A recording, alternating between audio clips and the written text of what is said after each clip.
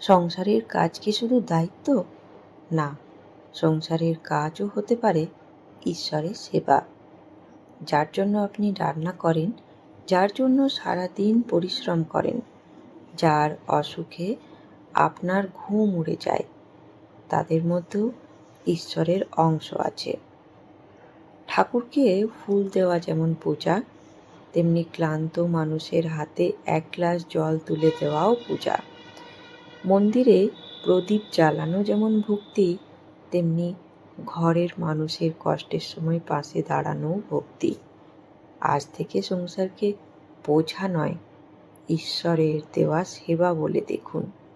দেখবেন মনের শান্তি আসবে, ঘরেও ভালোবাসা বাড়বে। এই বিষয়ে বিস্তারিত আলোচনা করা হয়েছে বড় ভিডিওতে। এই ভিডিওর নিচে বড় ভিডিওটির লিংক দেওয়া রইল।